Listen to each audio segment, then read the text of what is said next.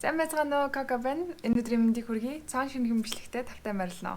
За энэ удаагийн бичлэгний маань сэдв маш түгээмэл. Гадуур маш их яригддаг, надаас бас маш их асуудаг. Ер нь интернетээр заавар зөвлөгөө маш их явж идэг те. Ютубер болон beauty инфлюенсерүүдийн одоо сэтгэгдэл маш их явж идэг. Бас манай группийн дунд ч гэсэн бас яригдчихэд нэгэн чухал алдартай сэдв болох DIY skincare буюу өөрөө хийдэг арьс арчилгаа байгаа л да. Тэгэхээр та нар мэдж байгаа байх те. Pinterest руу оронгууд те skincare гэж тайх юм бол заавал нэг DIY одоо жор гарч ирдэг те. Одоо юу гэдгийг baking soda, lemon juice, за тэгснээр дээр нь нэмээд olive oil, honey гэх мэтчлэн найрлагуудыг холиод хооронд нь хольж хутгаад нүүрэн дээрээ тавиад одоо хэдэн минут байлгаж байгаа даа. Тэгэх юм бол өстэй батганы сорь арилж гэдэг юм үү те. Тиймэрхүү жорнууд маш их гарч ирдэг. Тэгэхээр та нар аль хэдийн анзаарсан бах энэхүү бичлэгний зурагч тэр, нэрч тэр ерөнхийдөө энэ өөрөө хийдэг арьс арчилгааны эсрэг болохыг аль хэдийн ойлгосон бах гэж бодож байна. Гэхдээ яагаад гэдгийг нь тайлбарлая. За тэгээд бичлэгээ эхлэхээс өмнө бүгдээрээ subscribe бутан дараад, лайк дараад, мөн Coco Dogor зураас Батбоён гэсэн Instagram хаягаар ороод ирээрэй. За DIY буюу do it yourself гэдэг чтэй өөрөө арьс арчилгааны бүтээгдэхүүнээ за магадгүй гуйжуулагч, маск, чийгшүүлэгч маск тий эсвэл цэвэрлэгч за зарим тохиолдолд чийгшүүлэгч тос гэх мэтчлэн өөрийнхөө одоо хөрөгчөнд байгаа галтгоонд байгаа зүйлсийг эд зүйлсийг хэрэглэн нүүрэн дээрээ хэрэглэхийг хэлж байгаа юм. За гэхдээ иймэрхүү бүтээгдэхүүнийг өөрөө хийж хэрэглэж байгаа хүмүүсийн зорилго нь элдв одоо янзын химийн хорт бодисноос өөрийгөө хамгаалаад тий өөрөө одоо найрлагыг нь мэдж байгаа маш цэвэр органик гэсэн зорилготой байгаа юм л да. Гэхдээ энэ санаа нь бол зөв. Гэхдээ таны энэ хэрэглэж байгаа хүсдэг бүтээгдэхүүний одоо арьсанд одоо үзүүлэх тэр нэг найрлагын бодисын тэ нэгтаршил нь яг бэлэн болсон бүтээгдэхүүний одоо нэгтаршлын хажууд бол хамаагүй хэд дахин бага. Тэр хэмжээгээрээ ч үр дүн багтаа байдаг. Одоо жишээ нь таргаар маск тавьдаг штэ. Одоо монголчуудын түгээмэл хэрэгэлдэг одоо DIY маскуудын нэг бол тарган маск байгаа шүү дээ. Таргаар одоо нүүрэндээ маск тавих юм бол батганы сорив ч юм уу эсвэл одоо сив хөнөсөө тол байрлана. Арсны одоо өнгө жигдэрнэ гэсэн одоо ойлголттойгоор тарган маск маш их тавьдаг байгаа шүү. Тэгэхээр ягаад цэвэртэй элдв холцгүй одоо элгэн таргаар маск тавих юм бол арьс цайрна гэсэн ойлголт үүссэн мэ гэхэлэр яг тэр цэвэр тарг өөрөө лактик асидаар маш их баялаг байдаг. Яг одоо цэвэрл найчрал гаргаж авсан. Тэгээ сүүнээс одоо эсэлцэн лактик асидыг одоо таргнаас бид нэр арьсандаа авч болох юм л та. Гэхдээ яг ингээд бэлэн болгоод ингээд гаргаад ирсэн те. Энэ одоо жишээ нь лактик асид орсон тонер байна л да. Тэгэхээр энэ дотор бол нэгтаршил хамаагүй хэд дахин илүү мөн дээрэс нь яг арсанд зориулсан бусад найрлагууд ороод ирж байгаа байхгүй юу. Тэгэхээр ерөөдөө үр дүн бол маш энгийнээр хэлэхэд 10 удаа таргаар маск тавьснаас илүү энэ тонероор зүгээр нэг арчичхад үр дүн бол хамаагүй илүү гэсэн үг. Тараг өөрөө бидний нүүрэнд биш те ходоодон зориулсан бүтээгдэхүүн шүү дээ. Тэгэхээр яг нүүрэнд зориулагдаагүй учраас те бид нар нүүрэн дээр тавих үед маш их арьс эмзэгшээж, улаах, захтнах те ер нь бидний нөгөө хүсээгүй муухай арьсны одоо цочрдол үзүүлэх магадлал маш их өндөр байдаг. За DIY маскыг өөр хүмүүс ямар зорилгоор тавьдаг вэ гэхээр нөгөө мөнгөө хэмнжин гэж үзээд байдаг тийм. Үнэтэй маск бүтээгдэхүүн энэ төр авч яснаас зүгээр хөргөчөө онгойлгоол тийм. Гарын дорх материалаар шууд хойлоод ингээ маск тавих юм бол арьс маш гоё болно гэдэг тийм ухаалага явагддаг тийм. Жишээ нь одоо ийм нэг маск байна л да 130 г тийм. Репийн ийм угаадаг маск байна л да. Тэгэхээр энэ дотроо болохоор арьсыг одоо багахан зөөлөн хэмжээгээр гуйжуулах, тэжээл өгөх, мөн тайвшруулах зориултай арьсны одоо эсийг шинжлэх одоо зориултай нүрчил цэвэрлэх болон батга хатах зориултай юм маск байна л да. Тэгэхээр энэ маск 57,000 гэдэг юм байна.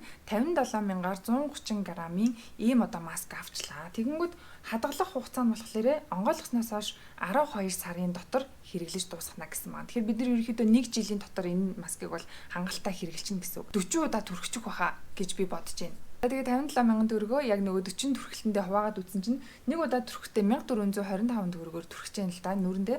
Тэгэхээр 1425 төгрөгөөр түрхлээ яг хэрэглэх ёстой те авах ёстой нөгөө ашиг тусаа авлаа. Яг арьсанд зориулагдсан найрлагыг те авлаа, угаалаа. Тэгэхээр ерөнхийдөө нөгөө арьс чинь яг авах ёстой зүйлээ авчиж байгаа.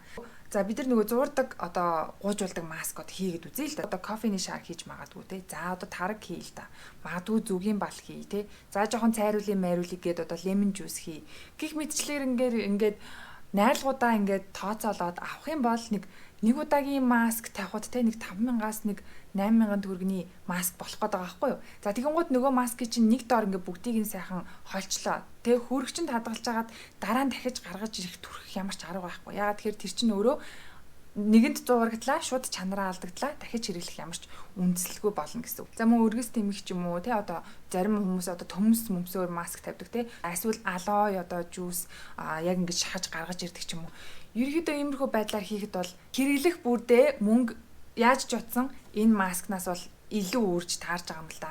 Тэгэхээр ерөнхийдөө те мөнгө хэмнэхгүй харин ч илүү үрээд байгаа гэсэн үг. Тэгээ DIY маск хийхгүй байх 3 дахь шалтгаан гэх юм бол нөгөө хүнсний ногоо, хүнсний одоо жимснүүдийг те яг шууд нүүрэндээ түрхэх үед хашил өгөх магадлал маш өндөр байдаг. Ягаад тэгэхээр эдгээр бүтээгдэхүүнүүдийн бид нар найрлагыг хардаг ш те aloe vera extract гэл те ханд гэл орсон байна. Эсвэл aloe vera одоо concentrate гэл ингээл орсон байдаг ш те. Тэгэхээр энэ хүмүүс чинь тусгай аргаар энэ aloe vera-гийн хандыг нь одоо тусгайлан гаргаж аваад энэ бүтээгдэхүүнд оруулсан байхад бид нар те зүгээр энгийн ургаж байгаа алоёыг аваад шүүсийг авлаа. Эн чинь яг энгийн маш одоо эрүүл арга л да. Гэхдээ яг тэр боловсруулсан байгаа үр дүнг хизээч гүйцэхгүй. Мөн дээрээс нь жимс ногоогтой яг түүхийгээр нь тавих үед те за ялангуяа одоо хүчлэг жимснүүд ээ шүү дээ. Одоо berries ч юм уу эсвэл lemon juice те за магадгүй одоо өргөст хэмгэж байж болно. Эдгээр маань өөрсдөө маш их хүчлэг учраас те арсны одоо нөгөө нэг хүчилшүүлтийн хэмжээг алдагдуулах мөн дээрээс нь эмзэг арстай хүмүүсийн те нөгөө нүүрний арсны хамгийн наад давхарга болох те нимгэн энэ бүрхүүлийг гэмтэж яадаг учраас маш их одоо эмзэгшиж улаах арсаа одоо гэмтэх магадлал өндөрсөд явчихж байгаа. За миний дүгнэлтээр эдгээр одоо 3 шалтгааны улмаас те та галтгоондоо байгаа эсвэл хөрөгчөндөө байгаа хүнсний эд зүйлсийг хотоод руугаа л одоо оруулна гэхээс биш нүүрэн дээрээ нэг хэрэглээд байх одоо шаардлага байхгүй юм байна гэдгийг би хэлэх гээд байна л да.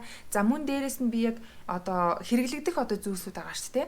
Нөгөө жорнууд байгаа шүү дээ. Тэгэхээр тэрэнд хэрэглэгддэг зүйлсүүдээс одоо хамгийн аюултай буюу одоо бүр үнэхээр нүүрэндээ хүргэж болохгүй 5 зүйлсийг би ингээд багцлаад авчлаа. Нэгдүгээрт нь ширхэгтэй зүйлсээр гуйжуулах гэж байгаа юм байна. Тэгэхээр энэ дотор нь би болохоор coffee scrub давс, сахар, бейкинг сода энэ трийг авчлаа л да.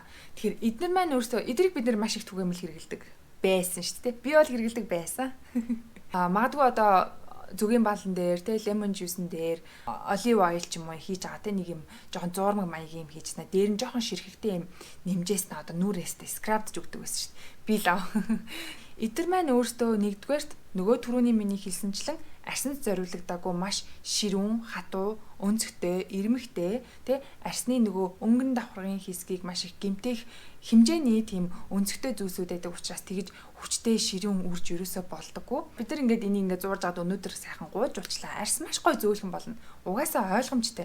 Өнгийн хэсгийн тэ нөгөө өвчсөн арсны хэсгийг чинь юутай хийтэй ингээд хамаад авчиж байгаа болохоор дээрэс нь нөгөө гой olive oil маалтай тэ coconut oil маалтай учраас арс маш гой болох нь ойлгомжтой. Гэхдээ бидний арсыг чинь маш гүндээ те бидний нүдэнд харагдахгүй юм жижигхэн юм урагдалт үүсгэж яадаг учраас нөгөө хөгшрөх арс өвчлөөдөг те эсвэл одоо эмзэг арсыг улам эмзэгшүүлдэг розешаа те экзематай хүмүүсийн нүрийг улам муухай болгодог те тиймэрхүү үр нөлөө үзүүлдэг учраас ерөнхийдөө ширхэгтэй гуйжуулагч скрабыг өөрөө ер нь хийгээд хэрэггүй ер нь л хэрэггүй амар шүү. Харин эдрийг хаана хэрэглүүл зүгээр вэ гэхлээр одоо нэг юм ширүүн болцсон тохой те одоо зуны цагт эсвэл өвдгөндөө ч юм уу өсгөөндөө ч юм уу биеийнхээ гимтчихээргүй тэнийг зузаан гуйжуулах хэвээр тэгээд бас тэр нэг зуурмаг хэсгээр нь бас нэг чийгшүүлчих боломжтой те тиймэрхүү одоо хэсгүүдээрээ л одоо гуйжуулж хэрэглэж болох юм. Гэхдээ нүүрэн дээрээ бол ерөөсөө хэрэггүй. Хоёрдугаарт нь lemon juice. Би лимоны шүүсийг бол хэрэгэлдэг байсан хэрэглэсэн. Дөнгөж Америкт очичоод батг гараа тий батганыхаа сорийг арилгах гээд нөгөө Pinterest дээр ингэж харж агаад тарган дээр лимоны шүүс хасгаж агаад тэгээ сайхан маск тавьдаг байсан. Тэгээд яг тэгж тавьж явах үед ингэж чис гээд миний арс ингээ маш их одоо түлэгдэх гэх юм уу нэг юм эвгүй мэдрэмж маш их төрдөг байсан. За тэгээ лимоны шүүсийн сөрөг тал нь гэх юм бол хамгийн нэгдүгürt арс түлэх магадлал маш өндөр байдаг. Одоо жишээ нь миний арс шиг те тослог, хойлмог тэмдэг жоохон нэг тийм эмзэг биш. Тийм арсанд бол нэг час гэдэг нэг сонин мэдрэгдээд те жоохон нэг юм таталдах мэдрэмж төрөөд. Гэхдээ нөгөө нимгэн хуурай маш юм одоо шар хүмүүс байдаг да те арс нь нилээ нимгэн. Тийм хүмүүстэй lemon juice хэрэглээ. За баг арс нь ингээд зулгараад унан дөө нэрэ баг үнэхээр бүр хэрэггүй шүү. арьсаа бүр үнэхээр муухай гэмтэй гэж бодож л байвал лемон жуус хэрэглээрэй. Гуравдугаарт нь apple cider vinegar. За, алимны цууг бид нэр сэвх нөсөд болон батганы сойров. За, тэгээд нөгөө нэг цайруулмаар байгаа хэсэгтээ маш их хэрэгэлдэг ээ. За, би бол хэрэгжилж байгаагүй. Ягаад тэгэхээр айгу баярламар зүйл нь гэх юм бол яг мэдсэн үедээ би тэрийг арьс арчилгаанд бас хүмүүс хэрэгэлдэм биш гэж би мэдчихсэн. Бусдаар бол өмнө нь бол нэг тэгж мэдж байгаагүйсэн. За, apple cider vinegar-ийн хамгийн сөрөг нөлөө гэх юм бол хамгийн нэгдүгürt яг нөгөө арьсыг хамгаалж яадаг энэ эдийг гэмтээж яадаг. За, тэгээд энээс үүдээд нөгөө арьс улайх, эмзэг шиг харшлагтай нөгөө муухай юм флейки болоод ирдэг дээ. Тэгээ нэг юм угаасаа тиймэрхүү төрлийн юм хэрэгжилжсэн хүмүүс бол андахгүй мэдж байгаа гэж бодож байна. За, тэгээд өндөр pH-тэй учраас те нөгөө арьсны хүчил шүлтийн докторжилтыг алдагдуулж яадаг. Эмзэг арьстай хүмүүстэй тэр дороо хэрэглэхэд арьс нь улайж, эмзэг шиг те харшлах шинж тэмдэг хэлж магадгүй. За, харин нөгөө эмзэг биш нөгөө энгийн те нэг амир ягаад ч байдаггүй арьсанд урт хугацааны туршид хэрэглээд ах юм бол нөгөө арьсыг яг нэг юм зэврүүлэх гэх юм уу да нэг тийм. Хүмүүс яг үгүй өнөөдөртөө ингэ мэддэггүй. Өстэй гоё бүдгрээд байна те. Өстэй сайхан цайраад байна гэл хэрэглээлээ гэдэг. Тэнгууд ч яг олон жилийн дараа ингэ харангууд те гоё байх хэвээр арьс чинь аль хэдийн нэг юм цонхийсэн, нэг тийм зэврүүлсэн гэж амлалт. Одоо жишээ нэг юм амар гоё мөнгөлөг нэг тийм төмөр идэл байлээ гэж бодъё л да. Тэнгууд хажууд нэг юм зэвэрсэн төмөр ямар байдаг лээ те. Яг тэрэн шиг л болгоо ачдаг. За, тэрний оронд үнэхээр те батганы сойров ч юм уу сэвх нөсөө тал байрлахыг хүсчихвэл яг зориулсан арьс арчилгааны бүтээгдэхүүн хэрэглээрэй. Дөрөвдүгээрт нь coconut oil. Coconut oil-аа оруулахгүй байж яаж чадах вэ? За, coconut oil-ийн талаар тусгайлан бичлэг хийсэн байгаа. Тэрийг бас үзээрэй. Тэгэхээр дөрөвдүгээрт би coconut oil-ыг оруулж ирлээ л дээ. Ягаад тэгэхээр coconut oil өөрөө те маш товчхон хэлбэл comedogenic level те 4-өөс 5-ын хооронд байдаг буюу нүүрэн дээр түрхсэн үед бидний арьсны нүхс сүвийг ингээд бүгэлжээдэг, амьсгалуулахгүй гэсэн үг. Арьс өөрөө ямар байвал гоё эрүүл толгор байдаг вэ гэхлээр нөгөө чөлөөтэй амьсгалж явах хэрэгтэй байдаг л да. Тийм нүхс үг нь гоё ингээд чөлөөтэй тийм байх үед батг уусгүй, нөхцөлд үүсгүй нэг гоё толгоор гэрэлцэн тийм байдаг л да. Тэгэхээр coconut oil бол ерөөсөө ингээд маш тийм хүнд хэлбэрийн царцмаг тос шууд нүүрэн дээр чи ингээд бүрхээл хайчдаг. Тэнгуү цаанаас чинь хамаг юм чи ингээд томроол, тэлээл, батг үсээл, мөн тэгэл тос ялгараал арьсыг маш их стресс түлээд эхэлдэг. За, бас нүүрэн дээр хэдий түрхэж үлдээхгүй ч гэсэн coconut oil-ыг хүмүүс хөвөн шингээж байгаа нөгөө нүүрнийхээ бодгийг арилгаад идэг. Тэр ямар ч ялгаагүй таны нүхс үүнд шингээл үлдчихдэг. Тэрний араас ямар ч сайн хөөсөн цэвэрлэгчээр угаалаа, ямар ч сайн брашаар цэвэрлээ арилахгүй. За, хамгийн сүүлд нь 5 дугаарт нь шүдний оо гэдээ оруулчлаа. За, шүдний оог бол хүмүүс яг нүүрэн дээрээ түрхэж байгаа харагддаг штэ. Яг тэр яг нэрвүү ингээд батг гарсан хэсэг дээрээ яг тэр хүнд энд нь шүдний оо түрхчэнгүүд маргааш нь байхгүй болчдгоо гэд.